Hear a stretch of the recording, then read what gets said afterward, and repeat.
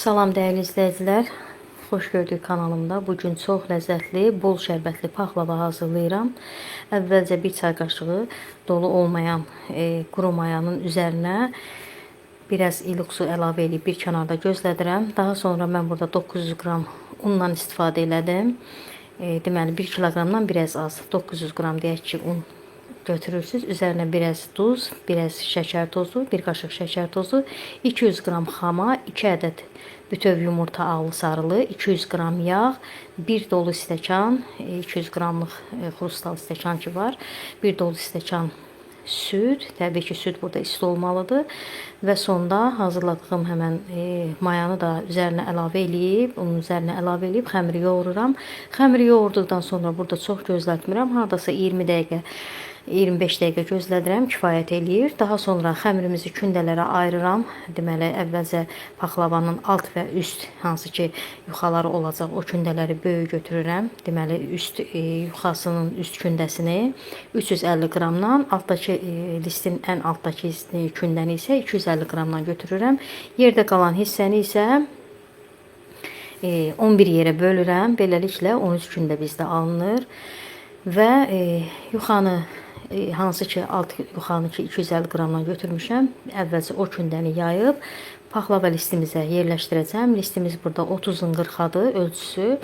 Listi gördüyünüz kimi yağlamışam və yaydığım yuxanı listə yerləşdirirəm. Burada listin kənarlarından yuxanın artıqları qalır.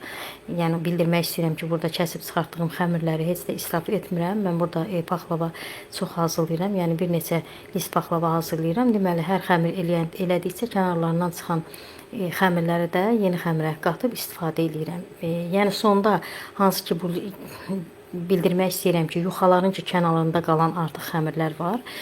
Onu israf etməmək üçün, yəni sadə mütəkkə də hazırlamaq olar həmən xəmirdən. Müxtəlif içliklər qoyub, məsəl üçün elə şəkərbura paxlava içliyi və yaxud istəyirsinizsə zövqə bağlıdır.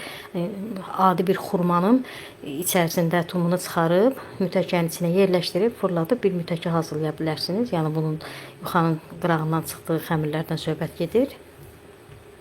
Gördüyünüz kimi yuxanı əvvəlcə alt yuxanı yaydım və çox az içlik əlavə elədim. Birinci yuxanı yaydıqdan sonra, daha sonra həmən xırda kündələri yayıb, içlikləri içərisinə bir dolu fincan ayırıb, bütün yuxaların arasını bu formada içlik səpirəm. Deməli, ən altdakı listin yuxasını yayanda biraz içlik səpirəm və sonda bütün listi yuxaları yaydıqdan sonra axırıncı hansı ki balaca kündə var bu formada listə yerləşdirdikdən sonra bura içlik səpmirəm və gördüyünüz kimi marsipan ütüsü ilə biraz presləyirəm paxlavanın xəmirini. İçliyi ona görə axırıncı yuxaya, xırda yuxanın üzərinə içlik səpmirəm ki, yəni paxlavanın üst qatının sərəndə üzərində biraz çopur kimi çox səliqəsiz olmasın deyə üstü hamar olsun. Və sonda hansı ki 350 qram ki kündə ayırmışdım üstünə, həmən kündəni bu formada yayıb listin üzərinə yerləşdirirəm. Əziz xanımlar, bizim burada çox paxlava hazırladığım üçün çox axşama düşmüşdüm, çox gec idi. Mən bu paxlavanı hazırlayıb elə bil soyuq yerdə gözlətmişəm, səhəri bişirmişəm. Yəni heç bir problemi yoxdur. Əslində paxlavanı hazırladıqdan sonra bir neçə saat onu gözlətmək lazımdır ki, tam özünü tutsun. Paxlavanı doğrayanda üst yuxaları qalxmasın, səliqəsiz olmasın. Hətta mən burada dediyim kimi mən paxlavanı axşamdan hazırlayıb səhər durmuşam və paxlava forması verərək kəsirəm. Burada da bizim xətkeşimiz 3 mm 3,5 mm-dir bizim burada xətkeşimiz.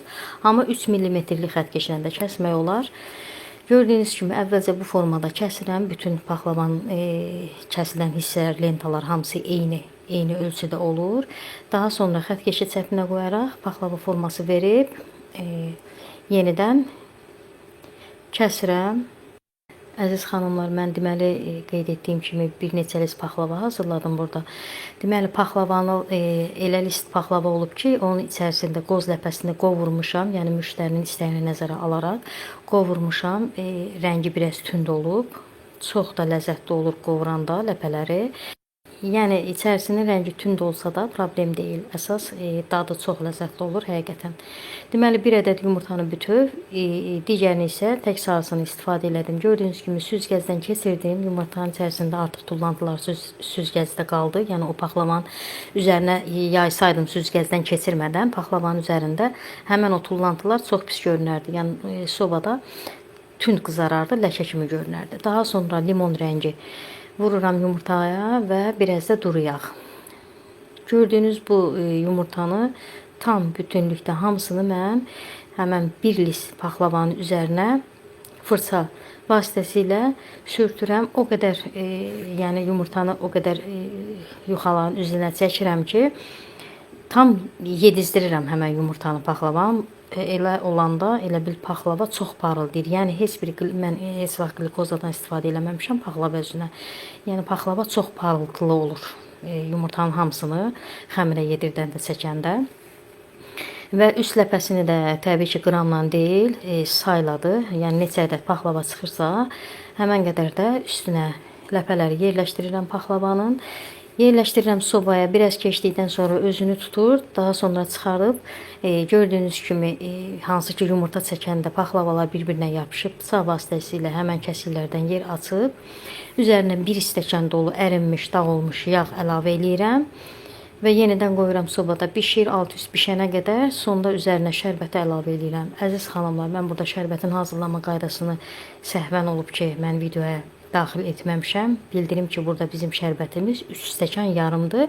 2 stəkan da su. 2 dilim də limon əlavə etmişəm, şərbəti hazırlamışam.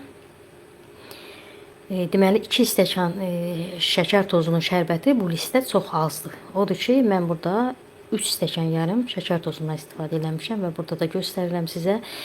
Həm qovrulmuş ləpədən, həm də ağ ləpədən hazırlanmış paxlavanı. Burada içliyi mən qeyd edim ki, mən 800 qram qoz ləpəsi, 600 qram şəkər tozu, 2 çay qaşığı da üyüdülmüş hildən istifadə eləmişəm. Yəni hili çox istifadə eləmişəm. Çox gözəl ətri gəlir. İnşallah siz də hazırlayarsınız.